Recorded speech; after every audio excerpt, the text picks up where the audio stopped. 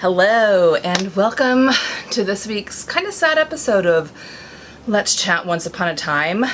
We're on episode 3 of the series, and, well, tonight's episode is a little sad for us Captain Swan shippers. As we saw last week, Emma's goal is to kind of get Excalibur out of the stone and reunite the Dark One's dagger, which is the tip of Excalibur, with, the actual sword to make it whole again and snuff out the light. That's the new Dark One's goal. And as we also saw last week, Emma's not a hero anymore, so she can't pull it out of the stone. We kind of, those are kind of the big, rules with Excalibur. Anybody who knows the story of Camelot means, you have to be this big hero to pull the sword out of the stone, and Emma's not that hero. And, I will give her points for creativity for going after Happy's axe, and sadly that did not work. So her new plan was to use gold. As we saw at the end of the episode tonight, the end game was to use gold, as we saw at the end of last season, when the apprentice took all the dark out of Gold's heart. It left it pure white, so it's a blank slate. He's neither good nor bad at this point. He's an empty vessel, ready to be filled. So Emma was able to awaken him, and she's apparently going to turn him into a hero that is worthy enough of pulling Excalibur from the stone. How she did that, however, was just plain old mean. She went after Hook because Hook, just like how Gold last year needed Hook because Hook is his longest friend. That just keeps coming back to bite him in the ass, because once again the Dark One needed Hook for something, because he knew Gold, Rumple, Crocodile, whatever you want to call him. He knew him before he was the Dark One. He knew him when he was still a coward. And he's valuable in that role. So Emma planned this little date, and the date did not go well. She planned the whole thing around basically getting something from Hook that had touched Rumple before he was the Dark One, and that turned out to be Hook's cutlass, his sword. When, as we all remember it well, when he held that sword to his neck, that touched, coward Rumple for a hot second, but it counts. But the moment, I think, that broke all of our hearts, all of us Captain Swan shippers' hearts, was, when Emma, and I think this was coming from Emma, not from the Dark One, basically just told Hook, if you don't love me, I will let you go. And so her question was, do you love me? And Hook's response was, hell yes, I love you, or you're the love of my life, we do have true love, even though the kisses just somehow don't work. He said, I loved you, meaning past tense. Even though that we all deep down know that is not true, that he's kind of, in his own way, playing the Dark One.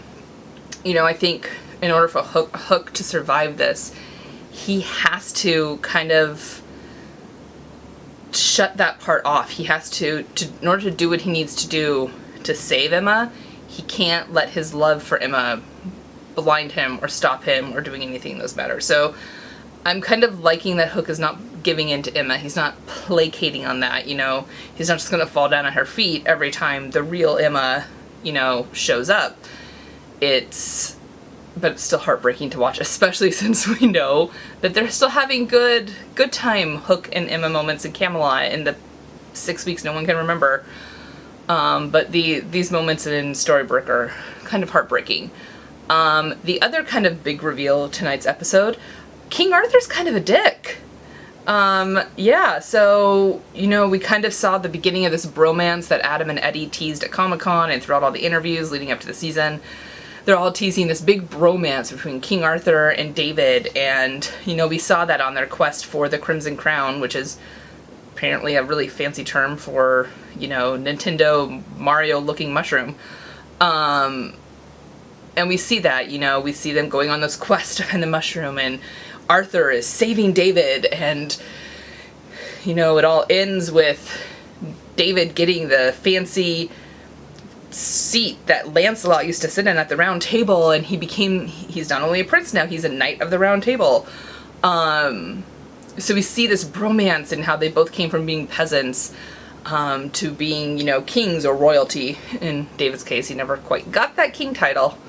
But then at the end of the episode, we kind of see that, you know, Arthur is being a dick.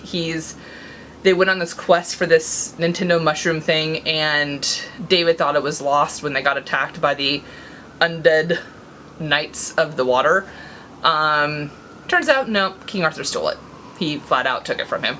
And then in Storybrooke, we see that, you know, Arthur comes to David going, things of ours have been stolen from our fancy trunk full of stuff that we've gotten on quests. And after a highly entertaining, you know, jousting, I should actually say jousting session, because I don't think it's real jousting when A, the other person doesn't have a joust, and 2, you're jousting using a Ford truck and a 2x4.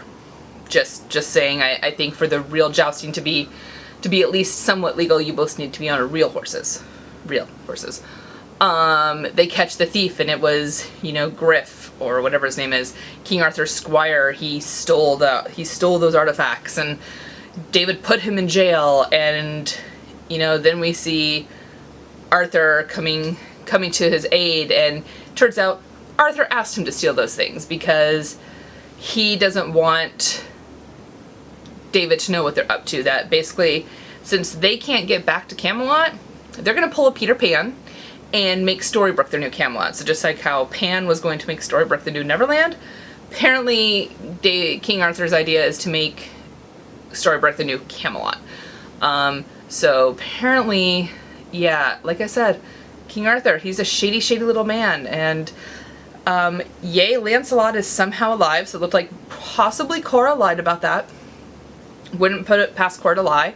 But we did see Lancelot return at the end to give Snow a warning, and that warning was King Arthur is actually a villain.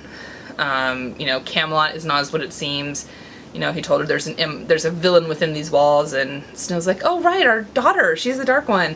But no, it's King Arthur, and I don't trust Guinevere. She's also a little shady. I think those two are just shady people, and it's gonna be slightly interesting to see, like, how this kind of evolves, and when I'm assuming everybody's going to get their memories back at some point, and I wonder if they'll remember any of this betrayal, and how that will work out for King Arthur and his people.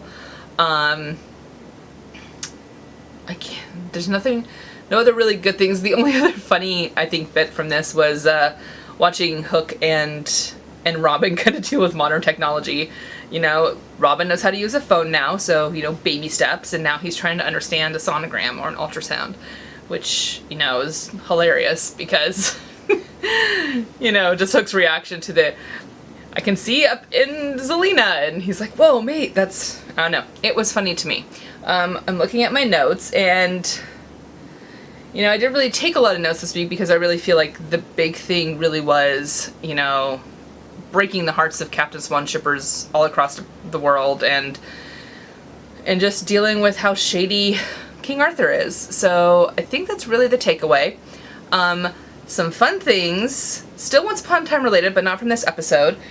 Some of you might remember that at Comic-Con they were doing the pop figurines. Well, they are now out. I went and bought, this is the Hook one. I also got Regina, and of course I got Emma, because you can't have Hook without Emma. I mean, look, it's the perfect little Captain Swan ship. And yeah, so those are available on Amazon now. I'll actually put a link down below so that if you want to go buy your own, you can before they sell out.